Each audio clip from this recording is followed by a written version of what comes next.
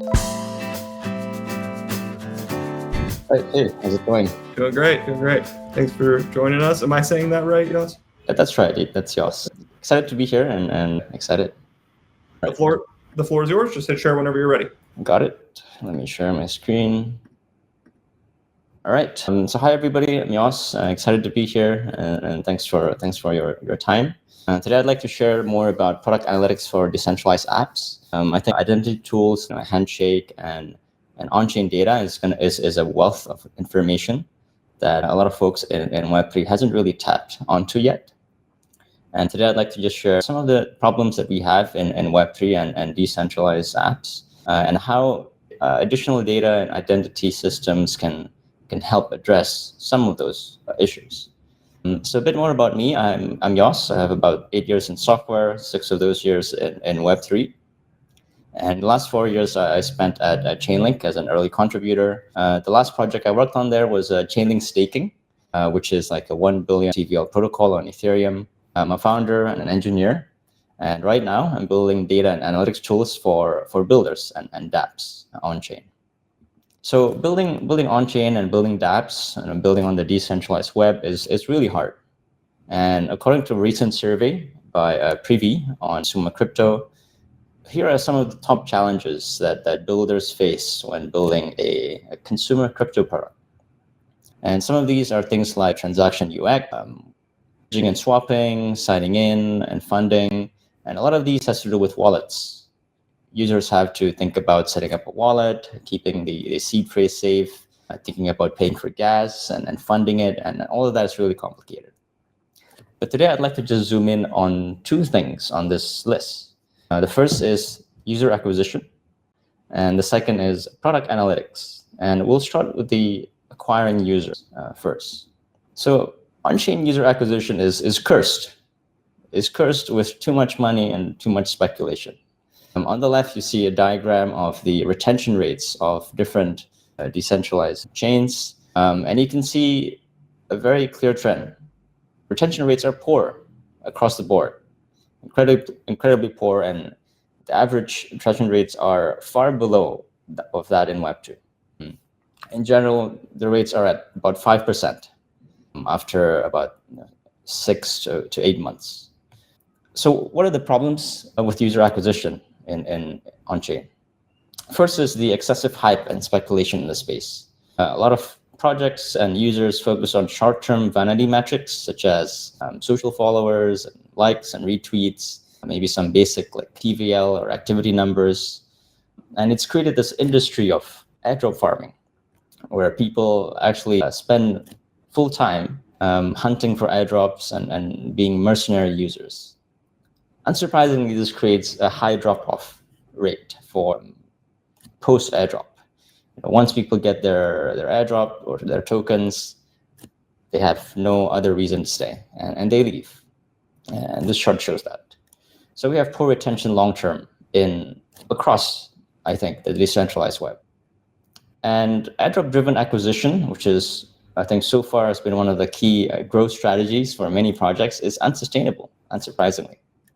So on this table on the top left, you can see some of the projects in Web3 who have launched airdrop-driven acquisition. You can see the number of tokens they airdropped, the value when they airdropped it, and the number of users who received it. And across the board, you can see very high CAC, or customer acquisition costs. Basically, this is how much each project paid the user to use their product. And after they've paid this cost upfront to the user, it doesn't take long for activity to just plummet to numbers before the airdrop or even worse. So this approach of acquiring users on-chain is clearly not a long-term strategy. It's not sustainable, and it has many issues associated with it. Number one is the Sybil farming. As high as these numbers are, it wouldn't be so bad if it did acquire like real long-term users. But the reality is, in most cases, these users are farmers. So these projects would basically throw away a lot of their money, their funds, to acquire users that don't stay around, to acquire low quality, low impact. So acquisition is broken in Web3 and on the decentralized web. And these mercenary farmers and users crowd out your real users. These are not your real users, and we need to find a better way to acquire real users. There is this general trend of in Web3 where people launch tokens, the tokens vest, and the builders or the team just cash out and leave and do it again. And in most of these cases, we have to ask: is that project viable? Is that sustainable, or is it something else? And I think as founders and builders in the space, we can try to consider sounder alternatives when it comes to metrics. Instead of likes and followers and perhaps even the number of active users, we can focus more on things like CAC, customer acquisition costs. If I have to pay my users more to get them to use my product, is that really a viable model? You can also look at ARPU, average revenue per user. How much are your users spending? How much are your users using your product? Then there's churn, the retention rate of customers, lifetime value. And there's all kinds of benchmarks that we can use from the Web2 side of things that can help us create more viable projects that doesn't cost as much to acquire and gives the project reasonable revenue to keep going and reach product market fit and growth, sustainable growth. So at this point, you might be thinking, yeah, okay, I should measure my key metrics and run a viable business. Very easy. Getting all this data should be easy, right? Unfortunately, it's not as easy as you think in Web3. And this brings us to our next biggest challenge when we build a consumer app in Web3. And that is analytics and product analytics at the bottom of the list here. So one of the biggest challenge of analytics and data in Web3, I think, is the fact that users are both off-chain and on-chain. Like the typical user's journey in the decentralized web starts on Web2. It starts on, let's say, social channels like Twitter or LinkedIn, as well as websites and normal web UIs, where they might first learn about your project on a growth campaign or a tweet or somebody's post on a social network. And then they click through to your website, they learn more about what your project is about. And then finally start connecting their wallet on your dApp and perform some user actions on Web2 still. And then at some point, the user would perform a transaction, perhaps on a blockchain or other parts of the decentralized web where the conversion happens. So the targeting and engagement that happens in Web2 and the conversion that happens in Web3 are kind of split into two different worlds. And to understand and to get the metrics that you need, you kind of have to understand two very different worlds. And whatever tool for data or analytics that you use will have to span these two very different internets for every user, for every Web3 user. So why is analytics in Web3 so hard? As I mentioned earlier, the big reason is data fragmentation. A Web3 user's journey happens across two different worlds, off-chain and on-chain, and also on multiple wallets. Users have multiple wallets, and we somehow have to resolve those multiple identities into one single unified profile. And for many teams, collecting, aggregating, and processing all this data is really hard.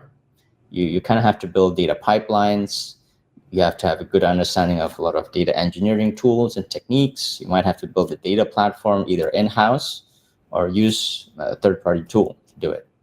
And for many teams, including small teams and startups and scrappy teams of builders, most of the time you cannot really dedicate a dedicated data team to work on this stuff. If you're a big team with a big enterprise, perhaps you can do that. You can build a lot of in-house tools and all these data pipelines. But if you're a small team, you're busy enough with features and building your own core product. So data fragmentation is a big problem. And the second is the lack of Web3 native tools that you can use. Existing tools like Mixpanel or HubSpot or the tools that you're used to in Web 2. A lot of them work fine for, let's say, the first half of the user's journey, the things that users do on the web, on the UI. But most of the time, they cannot see things happening on chain or on the decentralized web. And so what happens is when you end up using these tools, these existing tools, you can only see half of the user's journey, and you cannot follow the conversions and the final steps of the user. So as a result, teams cannot really use existing tools effectively. And most of the time, these tools ignore the rich data that's on-chain. Data like your Handshake profiles, on-chain names, addresses, on-chain activity.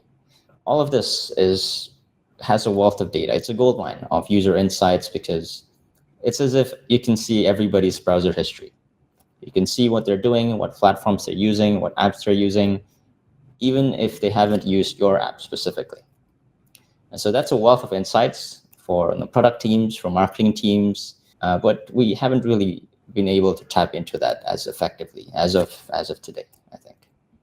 So there are a lot of data obstacles faced by teams building in Web3, ranging from user segmentation. And we saw earlier that not all users are created equal, but how do we differentiate between the high value users, the high intent users from the farmers? And what drove the users to your project? What's their profile? Are they a trader? Are they a collector? What are they interested in? Then there's this obstacle of on-chain attribution. Where do our users come from? When somebody creates, let's say, a Handshake name or make a transaction on your dApp, where did that come from? Did they first learn about us on Twitter? Did they learn about us from another dApp, perhaps, a project? You kind of need end-to-end attribution from off-chain to on-chain, and a lot of tools don't really support that. And without this knowledge, you can't really know if things are working, which campaigns or which growth initiatives are working. What's my ROI? What's my acquisition costs? It's impossible to know that if you don't have end-to-end attribution. Then it's the question of data engineering. A lot of us are not expert data engineers or data analysts, and a lot of teams struggle with setting up analytics. You might need to learn Python. You might need to learn some SQL, and you might need to get help from your engineers, and who I imagine is already busy with like core product and feature stuff. So a lot of obstacles to get all the metrics that you need, that I think makes product analytics and user acquisition really, really hard in Web3. So how can we solve this? I mean, these are two big challenges, which I think is not going away anytime soon. But I think there are solutions in the horizon. So I think based on what we've seen, entity and attribution are really key ingredients for growth. If you can understand and build up profiles about each user in Web3 and what they do, to have a better idea of what their interests are, it unlocks a lot of opportunities for growth. If we can link crypto native state chain data, wallet addresses with Web2 data, I think it creates a lot of useful data that we can work with. So that's what I'm working on with Formo. Formo makes it easy to digest Web3 data. We help you collect data from all kinds of sources, including blockchains and dApps and other sources, to help you understand who your users are, where they come from, and what they do on your dApp. And you don't have to worry about building your own data pipelines, data platforms. You can just plug it in and get the data that you need. So I'd like to now do a quick demo of show you some screens of what Formo looks like. The way you get started is you just install like a small SDK. It's a small code snippet on your website or on your dApp. Once you do that, and we support multiple platforms such as just the browser. We support React and Next.js as well. And all you do is copy paste this code snippet, and you'll start collecting data. This is a page or overview page where you can see a quick summary of all your basic metrics, things like the number of visitors, the number of wallets, number of transactions, and you can filter based on time, like the last 7 days and so on. So you can see a quick summary of your key growth metrics. Like existing sort of Web2 analytics tools, we allow you to see where users are coming from, what devices they're using, any like refer and UTM analytics is available for marketing teams. We also give you insight into what types of wallets people use on your project, on your app, on your site, as well as what chains people are on. And then next, we also show you like a real-time activity feed of what people are doing on your app. And so this is like a real-time event stream of everything that users are doing. And we have many different activity types, things like page views, when users connect or disconnect the wallet, when users sign a message or sign a transaction, and many more. So you can understand like key events in your user's journey and identify if there are any drop-off points or retention points that you should pay attention to. So this gives you a summary of what's happening in real time. You can also see the list of users and unique wallets and also other on-chain identities that visit your dApp or website. So each of these are a user who has visited my dApp, my project, and also some basic information such as, is it a new user? Is it a returning user? What's their net worth? And other details. And we can click on any of these to get a deeper view about this user. This is a wallet profile page. This shows you information about this user, some basic information such as when did we first see this user on our project, when did they last visited the project, their net worth, and other information about their wallet. You can also see if the user has used any other like apps, and for example, let me just refresh here. If they use any other dApps in the space, which could be interesting if you're building a similar project, as well as their token balances. And the goal of this is to just share more information about this user so you can decide if they're the type of user that you're looking for. You can also see a real-time activity feed of this user, everything this user has done on your project. And you can click on any of these to get more details, such as if they're using a specific device, what browser they're using, to give you as much information as you'd like about this user and their experience on your dApp. So this is what we have. And Formo is a Web3 data platform that helps you understand who your users are and what they do on your project. So let me come back to my slides. So the tool that I'm building and we're building handles the data so that you can focus on building. You don't have to worry about setting up data pipelines and all of these analytics things that isn't really what you're working on anyway. We focus on the data so that you can focus on building. We give you a resilient infrastructure. We'll build on a modern data engineering stack. We spend a lot of time researching how to build a proper data platform designed for Web3 so that you don't have to. And we collect data from both Web2 and Web3 and unify it as much as we can. There are a lot of challenges here, and we are still in the early stages of this, what we're building. So we're happy to get feedback on what kind of data that people are interested in, so we can surface it for builders in this space. And by using this tool, you don't really have to write SQL yourself. You can just plug in our SDK and start getting the data that you need. So once you have this data, what can you do? Well, you can track your key growth metrics, see if things are working, and which things are working, and where your users come from. You can see what users are doing in real time. You can understand your funnel. You can see what your top channels are, what are your top growth drivers, instead of just guessing.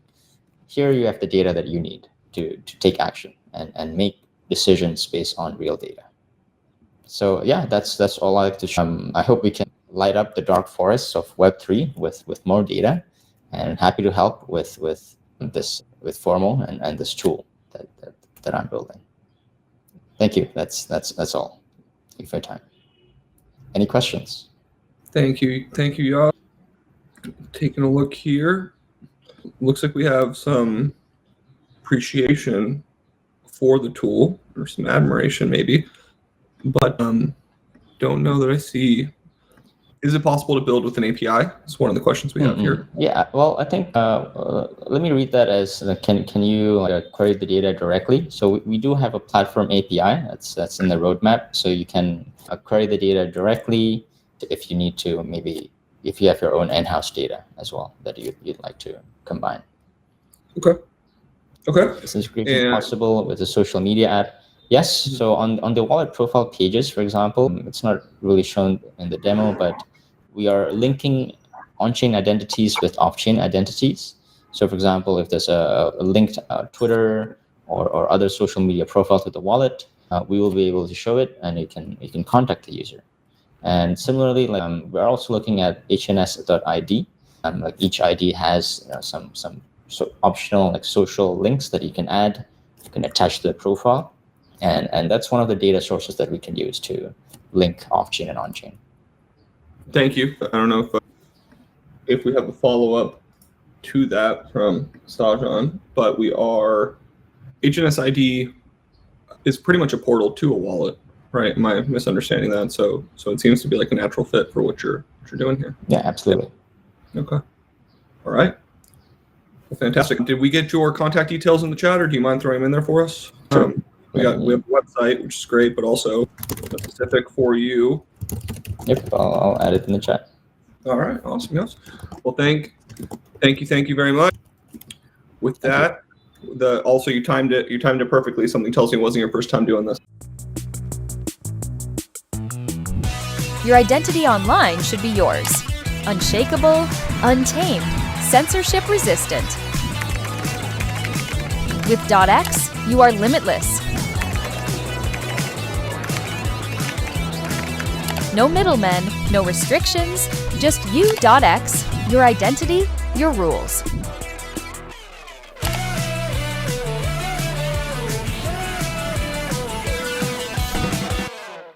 This event wouldn't be possible without our amazing sponsors. Our bronze sponsors, D-Web Foundation, .x, our community sponsors, Handshake